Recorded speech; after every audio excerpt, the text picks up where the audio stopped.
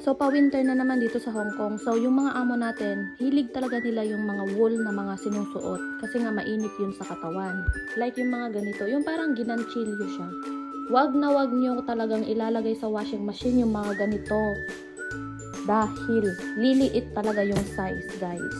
Meron din namang settings yung washing machine natin na wool. Pero sa akin, hindi talaga ako naglalagay ng mga ganitong klaseng tela sa washing machine. Ingatan nyo yung mga ganito dahil kung ano pa yung mga ganito yung tela, ito yung mga mahal talaga. Kaya i-hand wash nyo na lang kung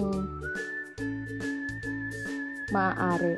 O kung tuturuan kayo ng amo ninyo kung paano nyo siya ilalagay sa washing machine. Pero mostly, hindi talaga to nilalagay sa washing machine, guys. Tapos yung mga ganito, pinapa-dry cleaning ng amo ko tong mga ganito eh. Pero kung minsan pinapalaban niyo sa akin, hini-hand wash ko talaga, guys. So, ingatan niyo yung mga damit ng amo ninyo. Dahil kahit pa mumurahin yung damit nila, pag tayo yung nakasira, automatic sasabihan nila na expensive yan kahit hindi. Kahit yung mga ganito, hindi mo talaga ito pwedeng mga ipasok sa washing machine. Depende. Pero yung washing machine namin, meron siyang settings na pang wool. Pero para sa kasiguraduhan, guys, hindi ko na lang talaga ito pinapasok para iwas kasi nakikita mo talaga na hilig pa naman ng amo na sabihin na expensive lahat ng mga gamit nila at charge nila tayo. Tapos kapag nakasira kayo ng gamit nila, 300 lang yung pwede nilang ikaltas sa sahod nyo, gaano man kamahal yung nasira ninyo.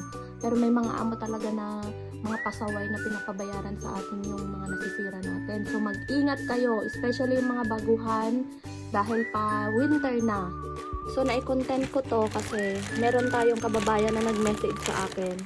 As in na 4 na wool na jacket ng amo niya yung nailagay niya siya washing machine, lumiit yung size.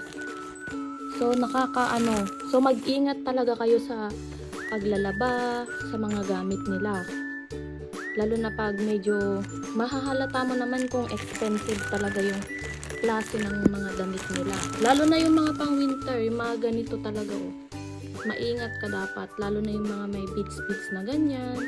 Kasi baka may matanggal kapag nilagay mo sa washing machine. Makikita mo naman eh. So ayun, mag-iingat talaga tayo, guys.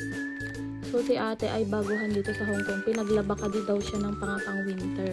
Kahit nga yung ano ba tawag dun, yung jacket natin na yung down na tinatawag, yung madulas, ganun. Dry cleaning kasi mga ganun eh. Hindi ako naglalaba kasi dito sa bahay kaya hindi ko siya mai-example. Pero tong mga wall, nakaka-experience ako. Pero hand wash talaga ang ginagawa ko sa mga ganito.